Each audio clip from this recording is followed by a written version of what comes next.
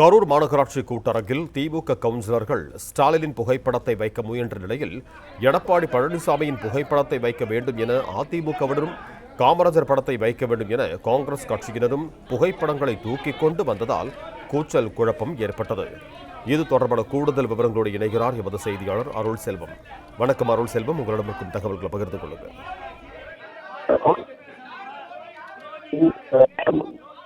இன்று நடைபெற்றது. தேர்தலுக்கு பிறகு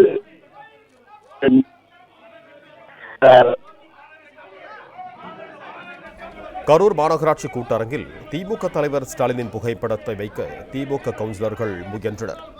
முன்னாள் முதலமைச்சர் என்ற வகையில் ஸ்டாலினின் புகைப்படத்தை வைப்பதாக கூறியிருக்கிறார்கள் திமுக கவுன்சிலர்கள். திமுக கவுன்சிலர்கள் பெரும்பான்மையாக இருப்பதாலும் தாங்கள் ஸ்டாலின் புகைப்படத்தை வைப்போம் என்றும் அவர்கள் தெரிவித்திருக்கிறார்கள். முன்னாள் முதலமைச்சர் படத்தை வைக்கலாம் என்றால் எடப்பாடி பழனிசாமியின் படத்தையும் வைக்க வேண்டும் என்று அதிமுக கவுன்சிலர்கள் தெரிவித்திருக்கிறார்கள்.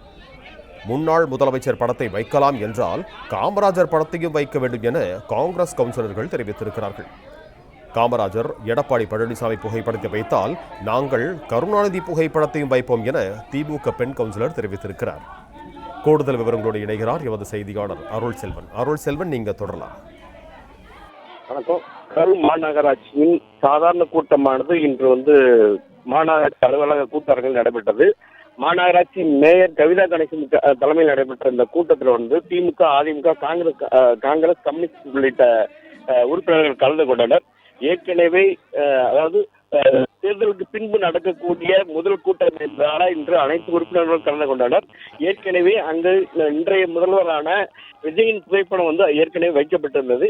இந்த நிலையில திமுக உறுப்பினர்கள் பெரும்பான்மை அளவில் இருக்கிறதுனால முன்னாள் முதல்வர் ஸ்டாலின் படம் எடுக்க வேண்டும் என்பதாக கூறி சக்திவேல் என்ற உறுப்பினர் அவருடைய எங்க மாட்டினார்.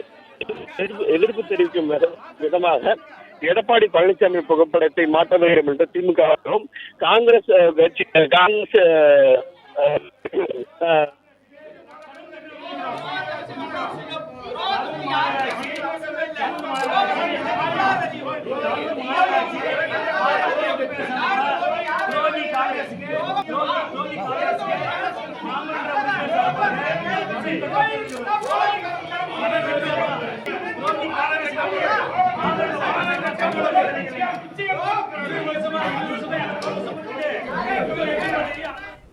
பிளே ஸ்டோர் மற்றும் ஆப் ஸ்டோரில் இருந்து பாலிமர் செயலியை QR கோடு மூலம் பதிவிறக்கம் செய்யுங்கள்.